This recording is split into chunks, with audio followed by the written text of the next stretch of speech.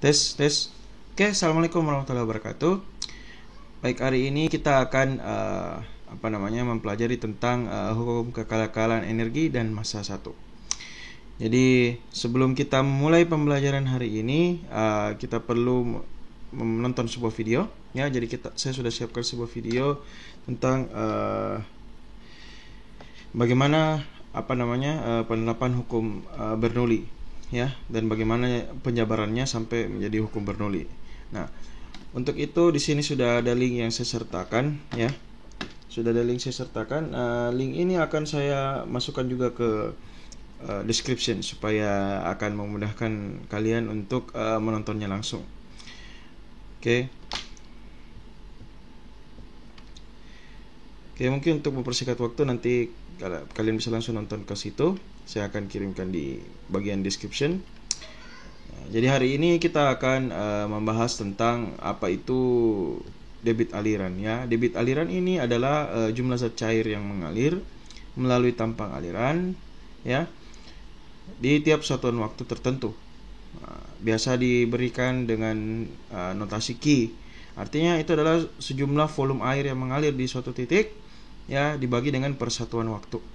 Ya, dibagi dengan persatuan waktu, ya. Jadi dia diukur dengan volume dibagi dengan waktu. Sehingga satuannya adalah meter kubik per detik. Atau biasa digunakan juga liter per detik, liter per menit, dan sebagainya. Ya, hal ini tergantung dari apa alat yang digunakan untuk mengukur, ya.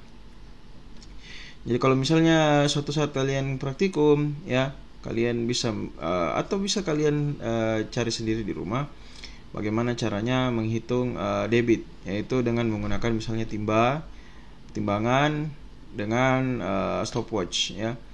Jadi kalau kalian mau tahu kira-kira berapa debit aliran tersebut, atau kalian bisa menggunakan gelas ukur. Kalian bisa gunakan gelas ukur, nanti menggunakan gelas ukur, terus setelah itu dihitung kira-kira berapa waktu yang dibutuhkan untuk mengisi gelas ukur itu dalam suatu titik tertentu, ya. Kira-kira berapa banyak volume dari gelas ukur tersebut yang diisi dalam rentan waktu tertentu. Nah, itulah yang disebut dengan debit. Ya, kalian bisa mendapatkan debitnya dengan menggunakan gelas ukur, ya, dibagi dengan waktunya. Ya, waktunya kita bisa hitung dengan menggunakan stopwatch, ya, kira-kira seperti itu, ya. Nah, jadi kita perlu tahu bahwa di dalam zat cair ideal itu tidak terjadi yang namanya gesekan, ya, tidak terjadi gesekan. Tetapi kalau kita melihat yang realnya tidak seperti itu. Nah, maka dari itu kecepatan aliran V itu berbeda pada setiap titiknya, ya. Kalau di dalam kondisi ideal itu dia sama, sedangkan aslinya itu tidak. Kenapa? Karena terjadi pergesekan antara dinding, ya.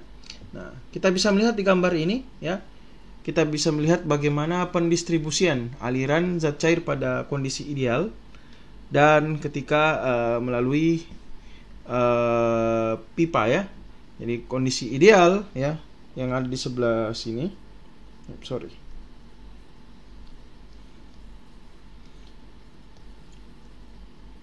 Ini adalah kondisi ideal, di mana pada kondisi ideal ini aliran dia terbagi secara merata. Tetapi kondisi real yang ada di sebelah sini, ya,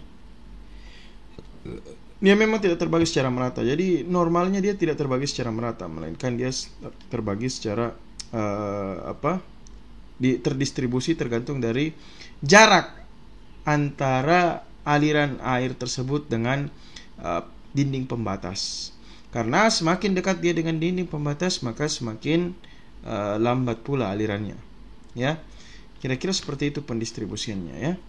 Jadi pada zat cair real, ya, kecepatan pada dinding batas diasumsikan 0, ya, dan dia bertambah dengan jarak dari dinding batas. Jadi semakin jauh dari dinding batas semakin cepat. Sehingga titik maksimum dari aliran tersebut, titik kecepatan maksimum dari suatu aliran itu, ya, adalah berada pada titik tengah dari pipa tersebut, ya. Nah, Jadi dalam praktek ini sering variasi kecepatan pada tampang lintang diabaikan ya. Ya namanya kalau kita praktik dalam artian kalau kita menghitung langsung di di lapangan ya. Kalau kita menghitung langsung di pipa misalnya, maka kita mengasumsikan bahwa di situ tidak ada tegangan gesek yang terjadi. Oke. Kita asumsikan sama merata di semua titik. Padahal keadaan aslinya itu adalah ada di situ terjadi tegangan gesek. Nah, berikutnya, jadi kalau kita kalau kita mau menghitung debit itu kita menggunakan rumus A dikali V. Nah, jadi kalau kita melihat di sini ya, apabila tampang aliran itu tegak lurus terhadap aliran A ya, A itu adalah luas penampang ya, luas penampang tertentu, maka Q itu sama dengan A dikali V ya. A itu kan satuannya meter kuadrat dikali dengan M per D, yaitu kecepatan, maka itu sama dengan meter kubik per detik. Nah, jadi untuk zat cair real ya, kecepatan pada dinding batas ini adalah 0 ya, dan dia bertambah dengan jarak dari dinding batas. Nah, untuk aliran yang melalui pipa ya, kecepatan maksimum dari sumbu pipa itu kecepatan maksimum terjadi pada sumbu pipa ya. Jadi yang dimaksud dengan kecepatan maksimum artinya dia titik paling besar kecepatannya itu ada di bagian tengah ya. Nah, apabila V adalah kecepatan dps setebal dr dan berjarak r dari sumbu ya, jadi maka debit aliran melalui PS adalah dq sama dengan dA per v, dikali V sama dengan dpr ya, dikali dengan dpr dr dikali dengan V. Nah, kalau kita integralkan ya, kita cari integralnya berapa dari V kali R ya, dr ini ya, karena kan 2pi ini adalah konstan. Karena dia konstan, kita keluarkan dari bagian integralnya di sini ya. Dia dikeluarkan dari sini ya. Maka kita akan hanya perlu mengintegralkan ini. Sedangkan kalau R ya, kita integralkan, maka dia sama dengan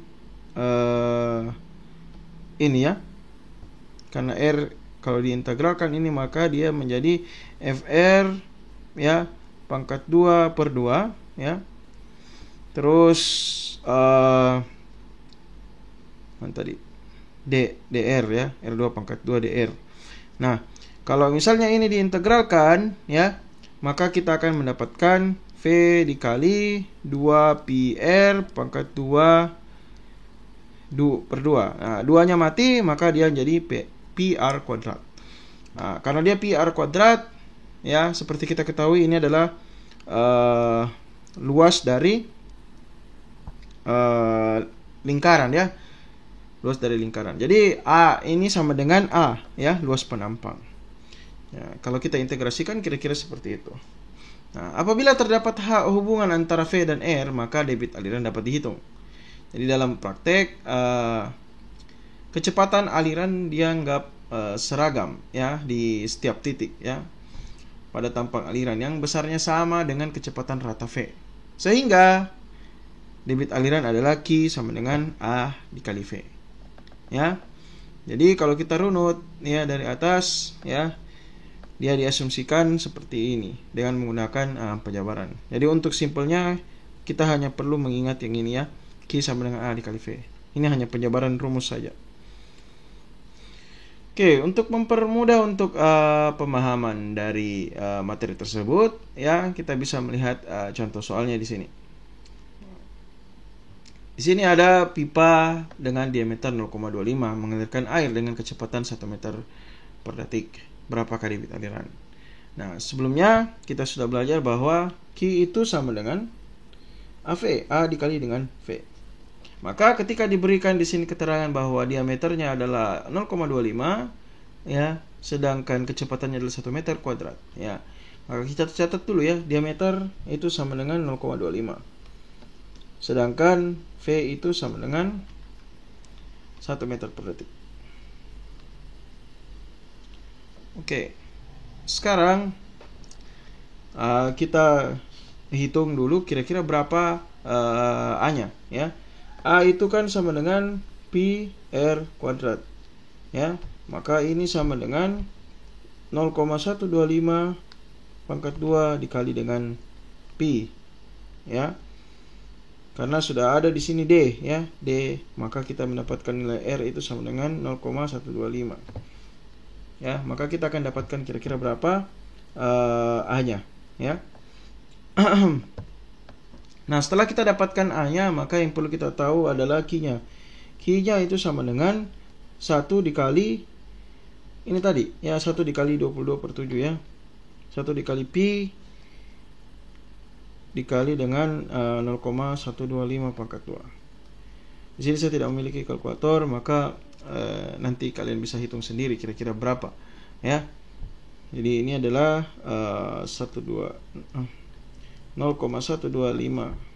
pangkat 2 pi. Ini adalah Q-nya. Nah, sekarang jika debit aliran dinaikkan menjadi 75 liter per detik, berapakah kecepatan aliran? Nah, kayaknya ini saya mesti hitung ini ya. Oke. Jadi kita menggunakan kalkulator saja.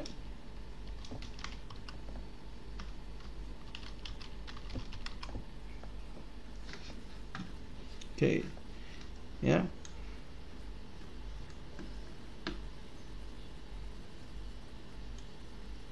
Oke, mungkin agak sulit ini ya kalau pakai kalkulator. Oke, mari kita coba menggunakan ini saja ya. Chrome.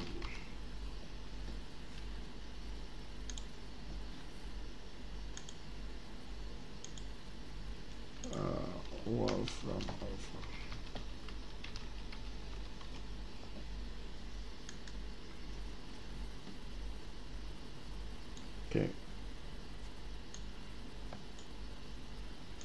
Oke, sekarang 0,125 pangkat 2 ya, kali dengan pi.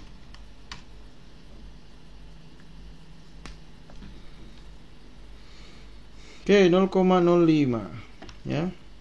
Jadi ini sama dengan 0,05 ya, 0,05. Nah, sekarang kita sudah mendapatkan petunjuk kedua, yaitu debit aliran adalah 75 liter per detik ya. Oke, ini Q1 ya, kita pakai Q2. Q2 itu sama dengan 75 liter per detik. Oke, 75 liter per detik itu artinya, oh iya, salah satu hal yang sering kita salah di situ adalah ketika kita tidak menggunakan unit. Nah, itulah mengapa unit itu sangat-sangat penting ya. Nah, kalau kita melihat kembali soal di sini ya, satuannya di sini adalah 0,25 meter. Maka di sini adalah meter kuadrat ya. Maka di sini debitnya adalah meter kubik per detik. Nah, sedangkan di soal berikutnya adalah 75 liter per detik. Nah, kira-kira bagaimana cara untuk mengkonversi dari 75 liter per detik ke meter kubik per detik?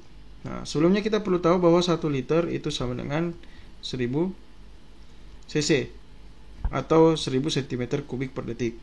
Maka kalau ini kita turunkan ke meter kubik per detik, maka kita perlu bagi dengan berapa itu? 1000 kali 1000 artinya 1 juta. Oke, 1 juta. Nah, artinya kalau misalnya kita 1000 liter dibagi dengan 1 juta,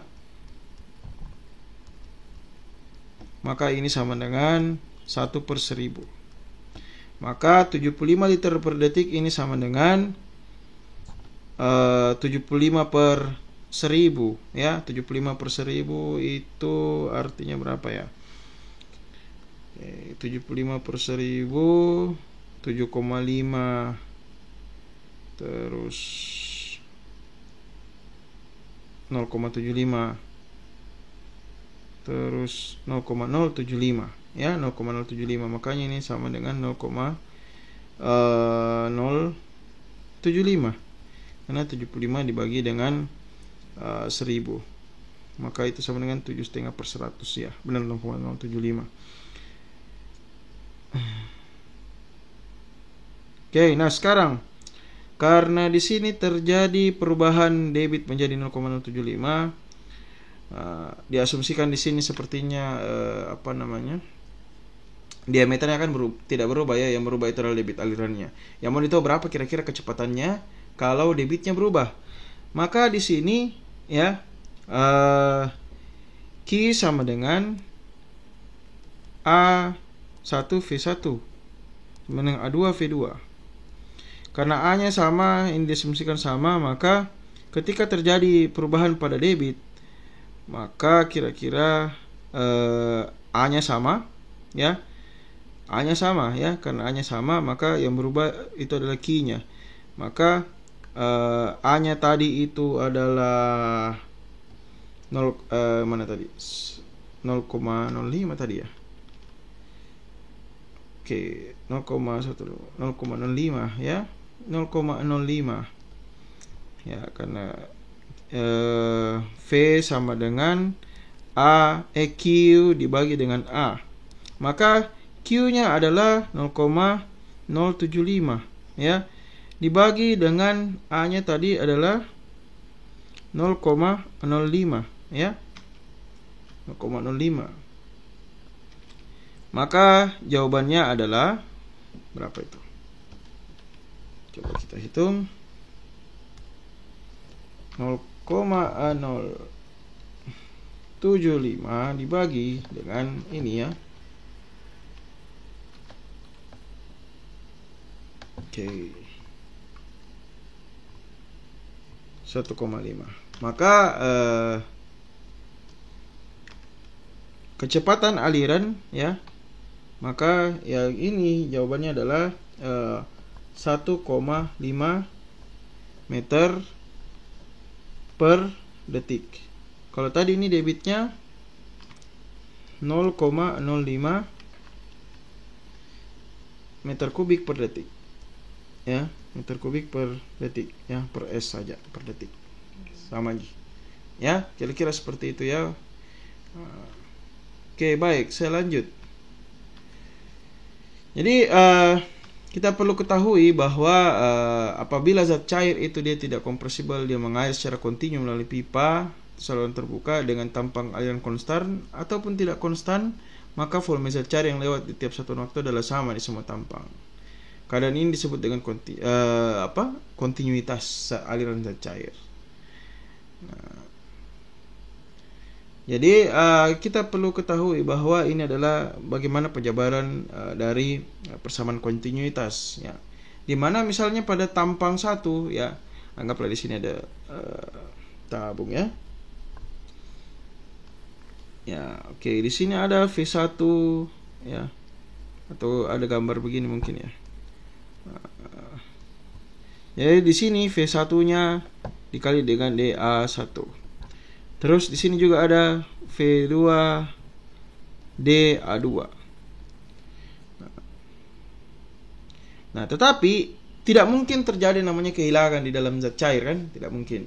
Maka di sini pasti sama ya, dari titik ini dengan titik ini harus sama. Kecuali ada kebocoran di sini, maka itu bisa jadi terjadi perubahan. Tetapi kan tidak ada kebocoran, maka di sini keduanya diasumsikan sama. Nah, jadi kalau dia diintegrasikan kembali ya, ini DA1 diintegrasikan, maka dia akan mendapatkan V1A1 sama dengan V2A2. Artinya di seluruh tampang aliran itu dia akan sama. Ketika dia mengalir dari suatu titik ke titik yang lain, itu pasti akan sama.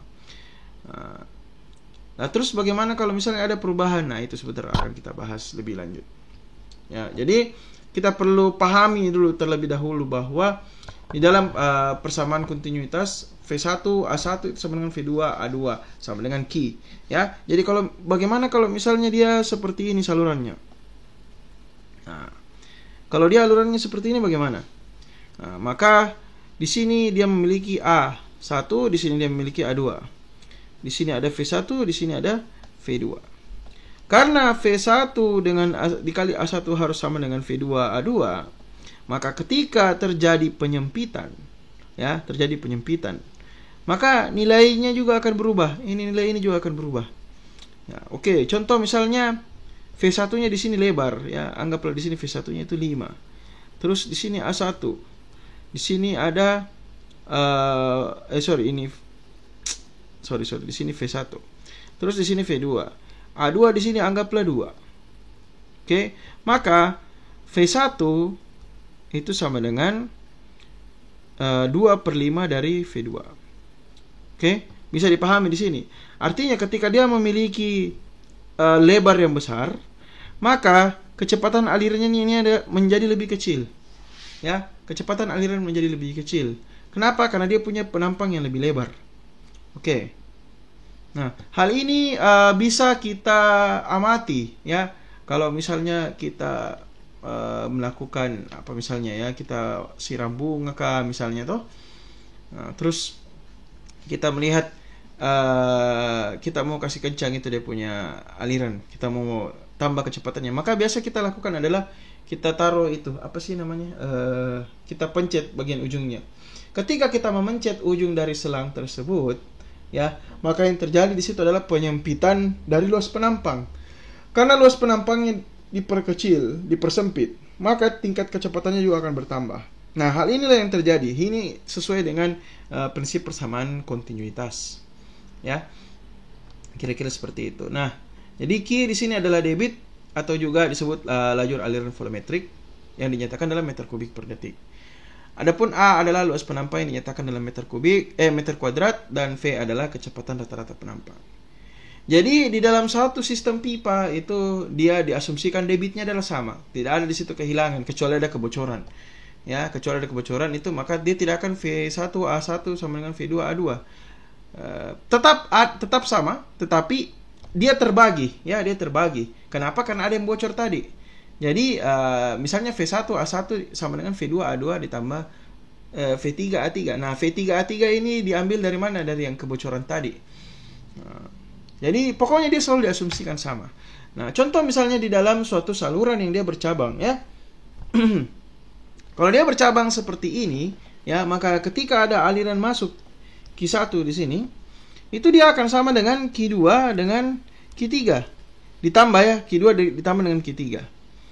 Jadi kalau misalnya kita lihat, ya, di sini Q-nya jelas berapa, V1-nya jelas berapa, maka A1 V1 itu sama dengan A2 V2 ditambah A3 V3. Nah, kalau prinsip yang kita rasakan di dunia nyata itu adalah misalnya kalau misalnya kita sudah mengisi suatu bak penampungan, ya, di rumah kita masing-masing. Ketika kita mengisi air di bak penampungan itu, maka di situ kita bisa melihat pada saat, ya, air itu jalan secara bersamaan. Contoh misalnya ada yang menggunakan untuk kebutuhan rumah tangga, misalnya kita mau mandi, ada juga yang mau mencuci. Ketika itu semua dilakukan secara bersamaan, maka aliran air yang keluar dari shower, aliran air yang keluar dari keran itu akan kecil. Kenapa? Karena dia menyala secara bersamaan. Ketika dia menyala secara bersamaan, tentu debit yang disalurkan oleh bak penampungan itu akan terbagi, ya, akan terbagi. Ketika dia terbagi, maka tentu kecepatannya berkurang, ya, debitnya juga berkurang. Maka dari itu, kalau misalnya kalian biasanya itu mau mandi terus dinyalakan mesin air, ya, karena biasanya bak penampungan itu digunakan hanya untuk menyimpan air saja, ya, bukan digunakan untuk kebutuhan pokok. Jadi biasanya seperti itu. Tetapi kalau misalnya kita menggunakan air yang bersumber dari bak penampungan, pasti akan lambat, ya, kalau banyak penggunaan dilakukan secara sekaligus untuk mencuci lah, untuk inilah, untuk cuci piring, cuci baju, ada juga yang mandi, ada lagi yang siram bunga, ya. Karena dia terbagi, maka debitnya akan, karena dia banyak penggunaan, maka debitnya akan terbagi. Dan hal ini tentu akan berpengaruh terhadap kecepatan alirannya. Oke, nah berikutnya saya akan berikan salah satu contoh soal lagi. Kali ini yang mau ditanya itu adalah berapa debitnya, ya, dengan berapa kecepatan aliran pada ujungnya ketika terjadi perubahan pada diameter. Nah, di sini kita memiliki pipa dengan diameter 0,5 meter ya, 0,5 meter. Terus dia memiliki ini D. Terus kecepatan alirannya adalah V sama dengan 1 meter per detik. Maka R sama dengan 0,25 ya meter. Oke, kita selesaikan dulu ini berapa debitnya kira-kira. Oke, maka Q1 sama dengan A1 dikali V1. A1 tadi adalah 0,25. PR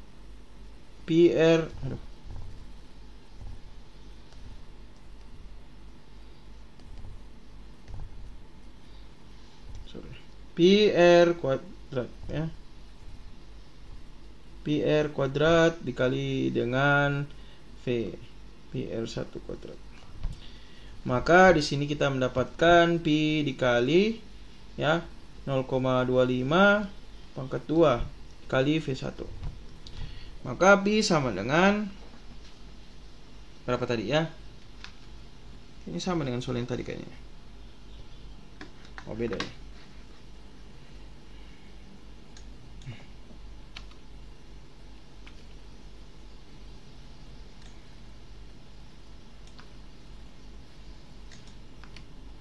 Oke.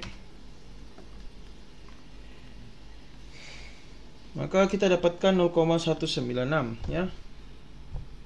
0,196 dikali dengan V-nya tadi adalah 1. Ya, kali 1.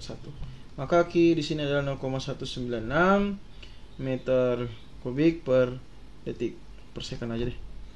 Oke, itu untuk soal yang pertama. Jadi kita sudah dapatkan kira-kira berapa debit aliran Q1. Nah, sekarang pertanyaan berikutnya adalah jika diameter ujung yang lain pada pipa tersebut adalah 100 cm. Nah, di sini kita menggunakan prinsip Q sama dengan A1 V1 sama dengan A2 V2. Nah, Q-nya di sini sudah diketahui adalah 0,196. Ya. Sedangkan V1 A1 di sini adalah tadi 0,196. Terus kita mendapatkan V1 di sini adalah 1. Sedangkan A2 itu adalah 100 cm ya. Artinya pi dikali R-nya itu 0,5 ya. Artinya 0,5 pangkat 2 dikali V2. Oke, ya. Ini saya coret saja dulu ya karena tidak penting. Maka 0,196 itu sama dengan pi dikali 0,5 pangkat 2 dikali V2.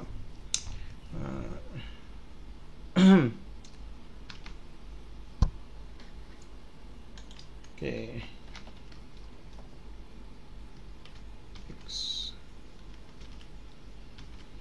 Oke, 0,196.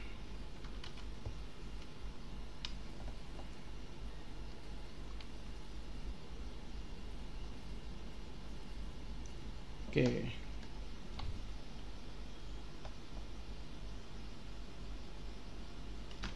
Sorry.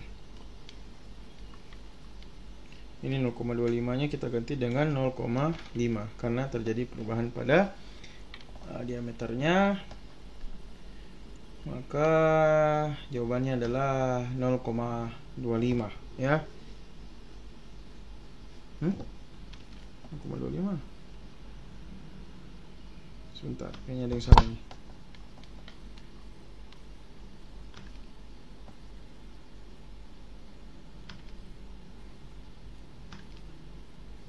Harusnya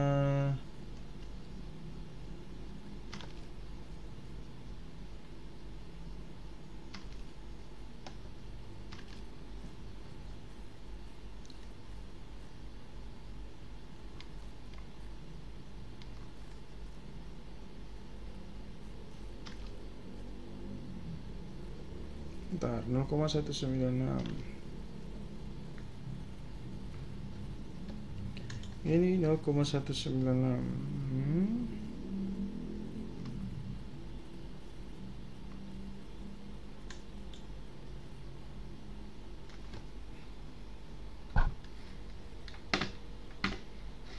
Bentar, saya coba cek dulu.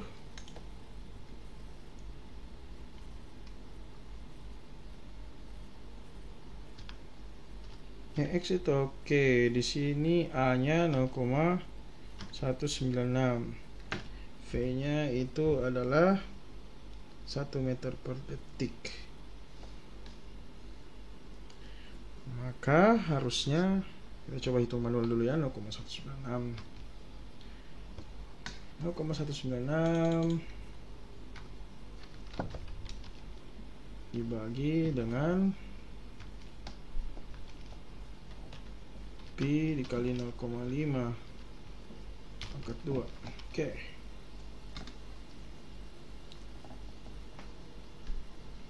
Oke, di sini adalah 0,25.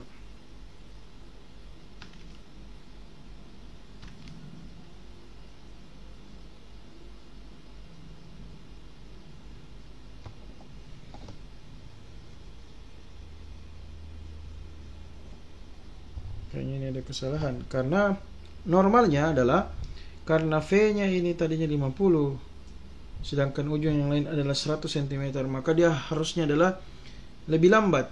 Ya, harusnya dia lebih lambat. Oke.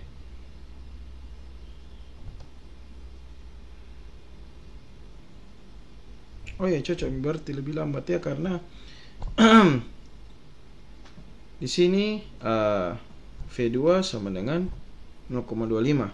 Oh ya, maaf, saya salah. Saya kira debitnya berubah, ternyata kecepatannya berubah ya. Maka di sini V-nya adalah 0,25 ya, meter per detik. Oke ya, jadi kira-kira seperti itu cara menghitungnya ya. Jadi ini kita pindahkan ke ruas kiri ya, sehingga 0,196 dibagi dengan pi dikali 0,5 pangkat 2 itu sama dengan V2. Maka V2 sama dengan 0,25 meter per detik. Oke, baik, mungkin sekian yang bisa saya jelaskan pada hari ini.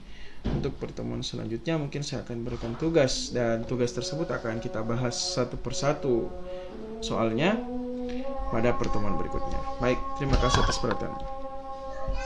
Wassalamualaikum warahmatullahi wabarakatuh.